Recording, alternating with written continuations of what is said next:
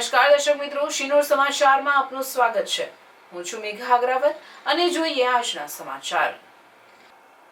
સોમનાથ મહાદેવના સાનિધ્યમાં વિશ્વ યોગ દિવસની ઉલ્લાસભેર ઉજવણી કરવામાં આવી હતી.